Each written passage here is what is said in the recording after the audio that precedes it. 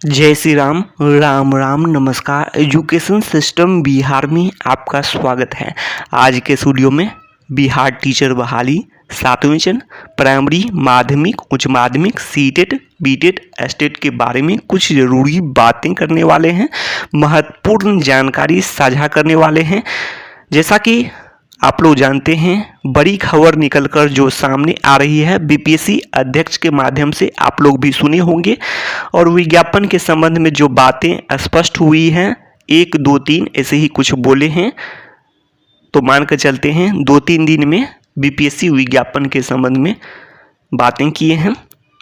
और योग्यता के बारे में आप लोग को पहले से ही पता है, इसके बारे में कई बार स्पष्ट कर चुके हैं, योग्यता क्वालिफिकेशन के बारे में। और आप लोग ऐसे भी जाने जो बिहार स्टेट दोनों क्वालिफाइड हैं माध्यमिक उच्च माध्यमिक के लिए, तो जिस आधार पर वे अप्लाई किए क्वालिफिकेशन उनका है, तो ये सब आप लोग को पहले से ही पता है। अब आगे बात कर लेते हैं। योग्यता प्राइमरी के लिए इंटर और ये जो सीटेट क्वालिफाइड, बीटेट क्वालिफाइड, ये सब हैं। टेट क्वालिफाइड होने चाहिए और जो प्रशिक्षण ये सब हैं। तो योग्यता के बारे में आप लोग को पहले से ही पता है। अब बातें करने वाले हैं जो नई नियमावली 2023 जिसे अभ्यर्थी काला कानून मानते हैं, और शिक्षक बात करें, शिक्षक और शिक्षक अभ्यर्थी दोनों इससे नाराज हैं।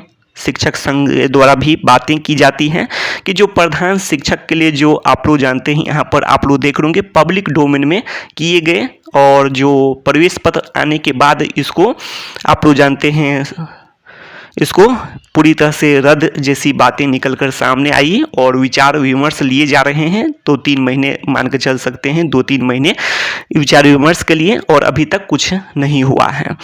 तो ये बातें हैं। तो यहाँ पर जो विचार विमर्श जिसके लिए हैं तो उनसे लिए जाएं। तो ये सब शिक्षक संघ के द्वारा भी बातें की जाती हैं, जो नेता हैं उनके द्वारा। तो आगे बातें करने वाले हैं जो शिक्षक हैं, उनके द्वारा बातें स्पष्ट की जाती हैं। और इधर जो यहाँ शिक्षक अभ्यर्थी भी चाहते हैं कि जो पब्लिक डोमेन में जाए और विचार देंगे सभी, और इससे तो कुछ तो हो सकता है, जैसे सरकार का जो फैसला भी देखा जाता है बदल जाता है, और बदल भी सकता है दिशा निर्देश के बाद, हाईकोर्ट के दिशा निर्देश के बाद। और हाईकोर्ट में तो मामले को लेकर भी ये बातें की जा रही है, जो हाईकोर्ट जाएंगे ये सब के बारे में, जो शिक्षक संघ हो या फिर जो शिक्षक अभ्यर्थी हो। तो आगे देखना होगा क्या होगा। तो आखिर ऐसे में जो अभ्यर्थियों के मन में संशय बना हुआ है, आखिर परीक्षा होगी या फिर नियमावली रद्द होंगे, 2 बातें हैं। तो संशय तो बना हुआ है, और ऐसे में आप लोग देख सकते हैं जो बिहार अमीन की बात करें, यहाँ तक कि विज्ञापन भी जो हाई कोर्ट से रद्द हो गए, उसके बाद फिर से उस पर बहाली भी शुरू हो जाती है। और आप लोग जानते हैं बिहार अमीन और राजस्व कर्मचारी की नियमावली 2022 में बनी, और उसी साल उसको निरस्त करते हुए पुरानी नियमावली भी एक्टिव हो जाती है। तो इससे होता है कि जो मान कर चल सकते हैं कि जो कुछ भी संभव है, अर्थात छठे चरण जैसे जो नियमावली जो जिस आधार पर बहाली प्रक्रिया लगातार चलती आ रही है बिहार में, तो वो भी अभी भी संभव है। यह नहीं कि नहीं संभव है, संभव तो है। तो ये तो बातें इससे स्पष्ट होती हैं। और आप लोग देख सकते हैं जिसको सरकारी जॉब नहीं, उनके लिए यहाँ पर नियमावली में काफ़ी कमी तो है, कमी तो इससे इनकार नहीं किया जा सकता है कि कमी नहीं है। नियमावली में काफ़ी कमी भी है, पब्लिक डोमेन में विचार विमर्श भी नहीं किया गया, और इसके अलावा और भी कमी है। जैसे सरकारी सेवा के लिए यदि 3 चांस की बातें की जाती है तो इसको तो सही माना जाता, लेकिन जो आयोग से जो परीक्षा होते हैं, लेकिन जो सबके लिए बात करें, जो फ्रेशर हैं जिनको सरकारी जॉब नहीं है, उनके लिए यदि 3 चांस की बातें की जाती है तो ये सरासर बिल्कुल ही गलत निर्णय है।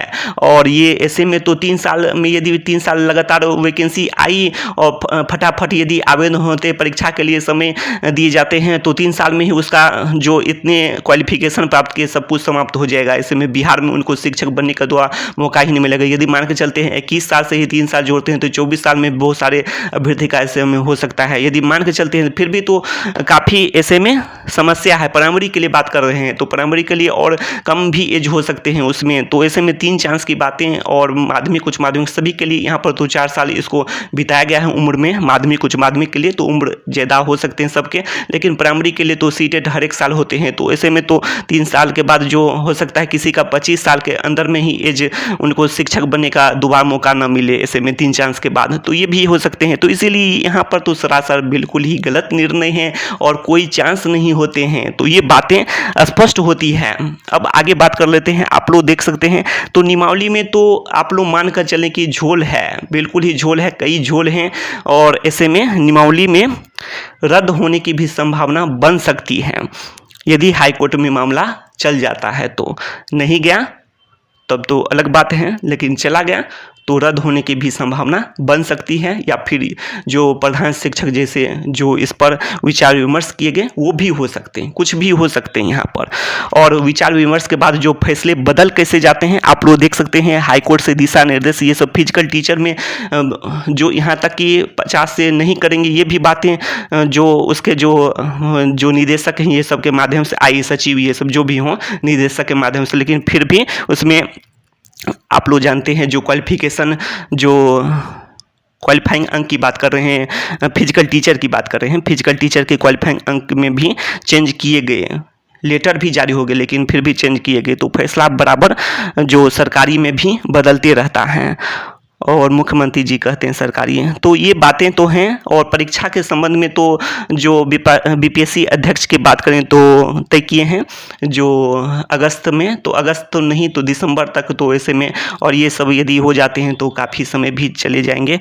तो मान के चल सकते हैं समय तो मिल सकता है पढ़ाई के लिए भी, और ये भी बातें हैं। तो देखिए आगे जो हाईकोर्ट में मामले जाते हैं या फिर नहीं जाते हैं देखना होगा।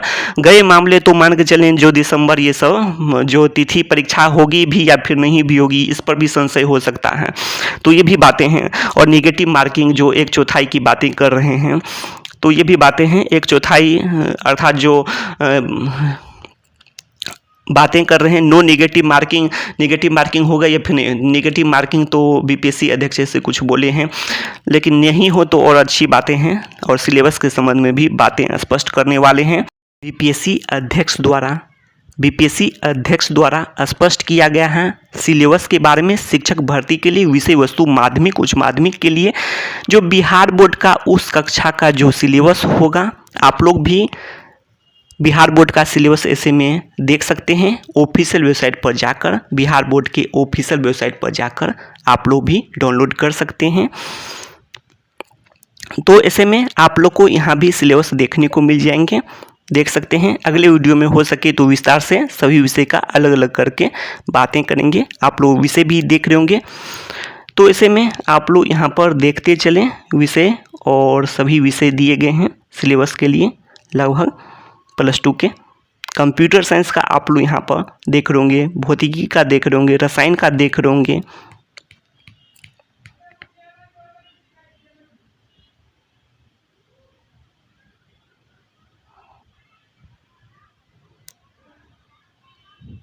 तो आप लोग यहाँ पर कंप्यूटर साइंस का सिलेबस देख रहे होंगे।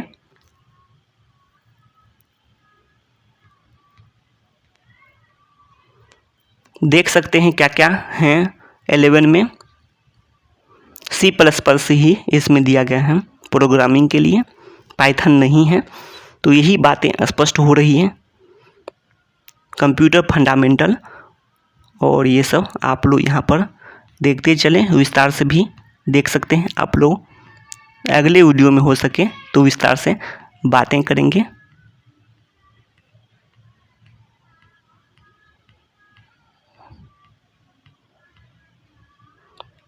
12 का आप लोग देख रहे होंगे प्रोग्रामिंग C++।